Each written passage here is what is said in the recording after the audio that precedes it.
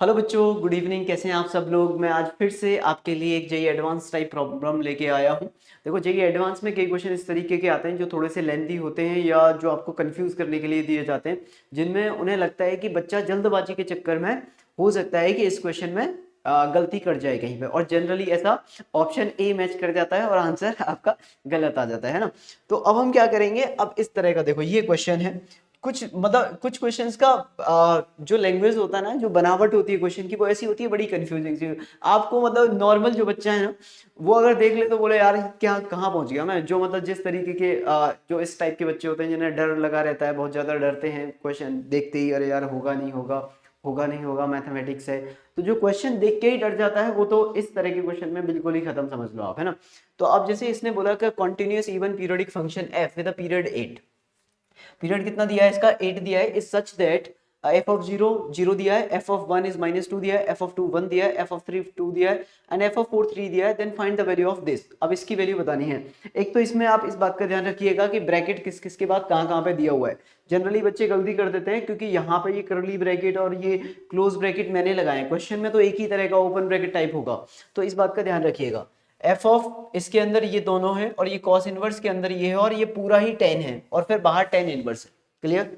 अब हम पहले अंदर वाले को सॉल्व करते हैं। अच्छा, ये पीरियोडिक फंक्शन है और पीरियड 8 है इसका, तो इसका मतलब ये हुआ कि f of x plus n 8 जो आएगा आपके पास, और वो एफ ऑफ एक्स के बराबर ही होना चाहिए। Clear, N T. ओके, तो इसमें कितना हो जाएगा आपके पास, एन इज यहाँ पे क्या हो जाएगा, ये कोई इंटीजर हो जाएगा, नेचुरल नंबर लिख दो इसको थोड़ी देर के लिए आप। तो यहाँ पे मैंने इसको लिख लिया, एन लिख लिया। Clear, natural number. तो ये आपका पीरियोडिक फंक्शन की यही प्रॉपर्टी होती है ना, आप ये वाली प्रॉपर्टी पढ़ी है ना, x plus t is equal to f of x, होता है for all x belongs to the domain of the function. ये हो गया। अब देखो, अब मैं एफ ऑफ -5 पे जाता हूँ। तो एफ ऑफ -5 को मैं क्या लिख सकता हूँ, ठीक है। तो अगर मैं इसमें +8 कर दूं और ये पीरियोडिक फंक्शन है तो फर्क तो पड़ेगा नहीं। तो +8 बोलो इसको, तो ये एक ही बात है ना। आप ये ऐसे भी तो बोल सकते हो -5 + 8 इज इक्वल टू यही आएगा। तो ये एफ ऑफ 3 हो गया आपके पास।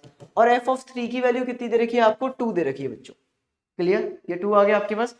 अब क्या बोला उसने, अगला है एफ ऑफ 20। एफ ऑफ 20 को आप क्या लिख सकते हो, 20 को 8 के फॉर्म में लिखोगे तो 8 + 12 लिख सकते हो, फिर 8 + 4 लिख सकते हो, मतलब दो दो बार ब्रेक कर दिया है। चाहो तो मैं इसको ऐसे भी लिख सकता हूँ, 2 × 8 + 4। क्लियर, 2 × 8 + 4 लिख दिया मैंने इसको। तो 16 + 8 ये आपका एनटी हो गया और ये एक्स हो गया। तो ये कितना हो जाएगा आपके पास, एफ ऑफ 4 के इक्वल हो जाएगा। और एफ ऑफ 4 ये आपके पास एफ ऑफ 4 कितना दिया है, 3 दिया है। तो ये आपके पास 3 आ गया। क्लियर, मतलब मैं इसको उसी फंक्शन में कन्वर्ट कर रहा हूं इस तरीके के फॉर्म में, या तो x plus n t type या x plus t type. Clear, फिर मेरे पास क्या वैल्यू दी है, ये मेरे पास आ गया कॉस इनवर्स के अंदर आपको एफ ऑफ -10 दिया है। -10 को आप कैसे लिखोगे, अगर आपने इसमें -10 + 8 किया तो ये आपके पास एफ ऑफ -10 आ जाएगा, -2 हो गया। 16 कर लो आप इसमें, ठीक है ना, 16 लिख दो इसमें, 16 कर लो आप इसको।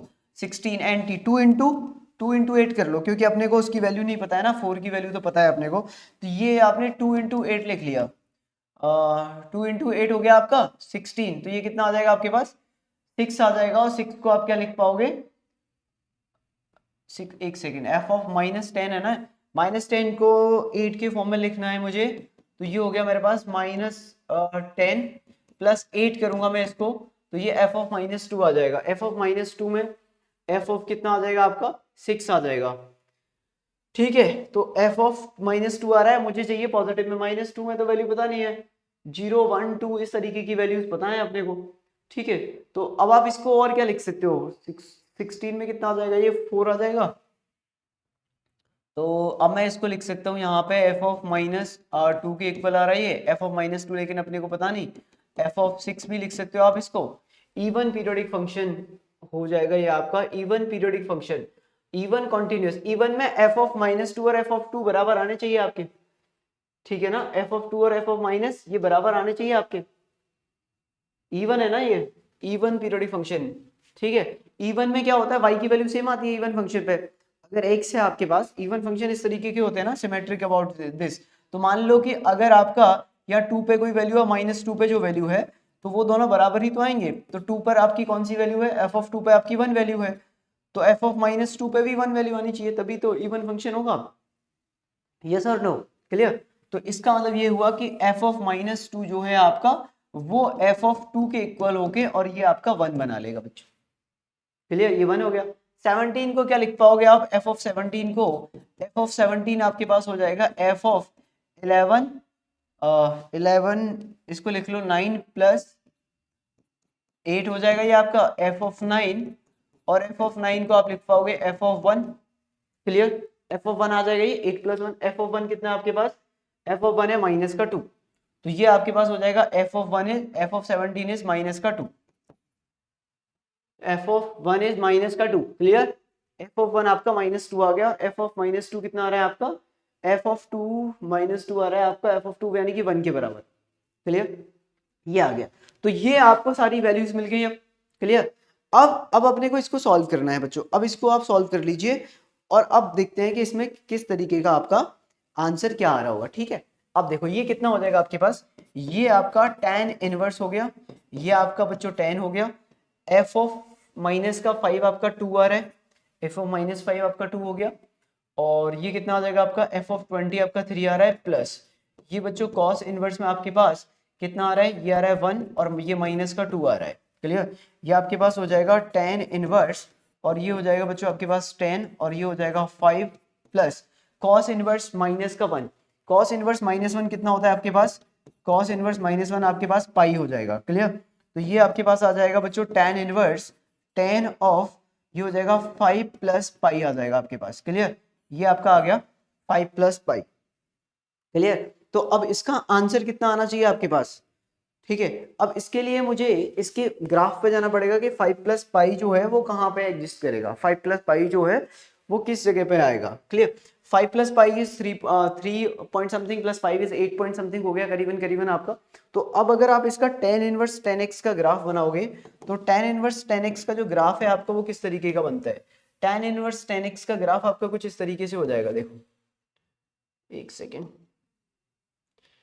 ये आपका tan इनवर्स tan x का ग्राफ ऐसे जाता है यहाँ पे, ये माइनस का π/2 ये प्लस के π/2 तक जाता है, यहाँ से माइनस के π/2 से प्लस के π/2 तक जाएगा, और यहाँ पर आपकी ये वाली लाइन बन जाएगी इस तरीके से, ठीक है। एक लाइन ये हो जाएगी आपकी, फिर दूसरी वाली लाइन इस तरीके से आ जाएगी आपकी, तीसरी वाली लाइन आपकी इस तरीके से आ जाएगी,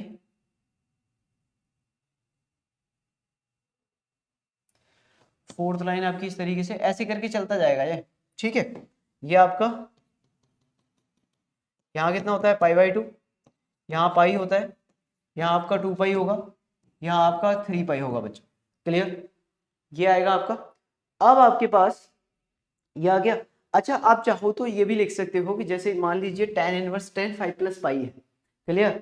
तो मेरे पास ये लिखा हुआ है tan इनवर्स और यहाँ लिखा हुआ है tan 5 plus pi, pi plus 5 लिखा हुआ है, तो tan 180 प्लस थीटा कितना होता है, tan थीटा ही होता है ना। तो ये मेरे पास बेसिकली ये लिखा हुआ है tan इनवर्स tan थीटा ही लिखा हुआ है भाई, tan 180 plus theta, pi plus theta कितना होता है, tan pi plus theta, tan theta हो जाएगा थर्ड क्वाड्रेंट में जाके करेगा और थर्ड क्वाड्रेंट में ASTC, ठीक है ना।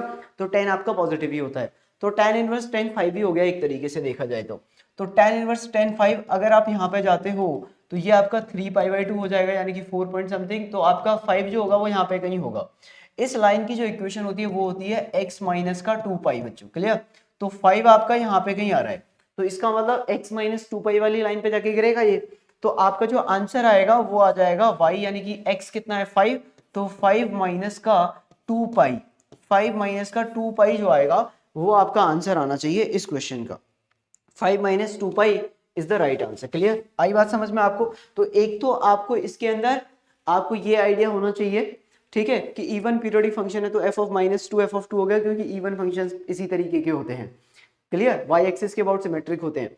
और दूसरा मुझे पीरियोडिक फंक्शन दिया है तो x प्लस एन टी की या x प्लस टी की जो वैल्यू आती है वो f ऑफ x के इक्वल आती है, तो मैं इसको ब्रेक करते हुए लेके आया और मैंने इसमें कन्वर्ट कर दिया, इसको कन्वर्ट करने के बाद वैल्यूज रखी, वैल्यूज रखने के बाद फिर इसका ग्राफ बनाया। अब यहाँ पर जनरली बच्चे मतलब इस तरह की छोटी चीजें, वैसे जब आप जेईई एडवांस तक पहुंच चुके हो तो इस तरह की गलतियां करना मतलब एक्सेप्ट नहीं किया जा सकता कि आप इस तरह की छोटी गलती करोगे, लेकिन कई बार बच्चे tan इनवर्स और tan को कैंसिल करके 5 आंसर लिख देते हैं और 5 ऑप्शन में भी मिल जाएगा आपको, ठीक है। या फिर ग्राफ में थोड़ा सा कंफ्यूजन हो गया, उल्टा सीधा बना दिया, तो इस तरह की चीजें वहां पे हो जाती हैं। अच्छा यहाँ पे ना ओपन ब्रैकेट और लगा लीजिएगा, ग्राफ बनाते टाइम मैंने बनाया नहीं है, ओपन ब्रैकेट होते हैं इस सब जगह पे, ठीक है। तो ये है। या फिर हो सकता है कि यहाँ पे 5 को लिखने में गलती करते हैं, छोटी मोटी गलतियों से आपको बचना है। थोड़ा बस आप इतना ध्यान रखिए, जब भी आप पेपर्स दे रहे हो, चाहे वो जेईई मेन का सेकंड अटेम्प्ट हो, चाहे फिर वो जेईई एडवांस हो, बस आप अपने माइंड को एकदम कंसंट्रेट करके रखें और शांत रखें, ताकि आप जो भी क्वेश्चन सॉल्व कर रहे हो उसे फुली फोकस्ड होकर सॉल्व कर सकें, ठीक है ना। उसमें जो भी आपने सीखा है छोटी मोटी गलतियां ना कर दें, क्योंकि जेईई एडवांस वहीं पे पकड़ता है, ठीक है। जेईई एडवांस का जो पेपर है वो एप्लीकेशन बेस्ड होता है, मतलब कि उसमें मिक्स क्वेश्चन आएंगे, वो आपसे फंडामेंटल वहां से पूछेगा, ठीक है। फंडामेंटली कि इसको अगर मैं वहां चेंज कर दूं तो क्या होगा क्वेश्चन में। जबकि जेईई मेन जो होता है वो आपका क्वेश्चन अगर आपको जितना ज़्यादा है जितना ज़्यादा आपने प्रैक्टिस की है उस पर भी निकल जाता है वो, तो ठीक है। क्वेश्चन देखे हुए से होते हैं बहुत सारे, तो या फिर उसमें बहुत ज़्यादा, खैर अब तो मैथ्स का पेपर तीनों में बाकी 2 सब्जेक्ट के कंपैरिजन में तो ठीक ही आता है, पर आप इतना डिफिकल्ट नहीं मान सकते उसको कि आप कर ना पाओ। आप सॉल्व तो कर सकते हो, अगर आप जेईई एडवांस तक जा रहे हो तो जेईई मेन के पेपर को इजीली सॉल्व कर लोगे आप, बहुत ज़्यादा डिफिकल्ट नहीं रहेगा वो आपके लिए, ठीक है। चलिए बात आ गई समझ में। तो ये हमारे पास एक क्वेश्चन था। अब हम नेक्स्ट क्लास में अगले क्वेश्चन के साथ आएंगे। अभी मैं इसलिए एक एक दो दो क्वेश्चन करा रहा हूँ ताकि ताकि आप बोर्ड की प्रिपरेशन साथ में करते रहें और इन कॉन्सेप्ट को जो मैं सिखा रहा हूँ उनको सीखते रहें। जैसे ये बोर्ड खत्म हो जाएगा तो फिर नंबर ऑफ क्वेश्चंस पर क्लास इंक्रीज हो जाएंगे और फिर उसमें आपके multiple correct paragraph type questions भी ऐड हो जाएंगे। क्लियर? तो चलो फिर मिलते हैं अगली क्लास में, तब तक के लिए bye bye, take care and all the best.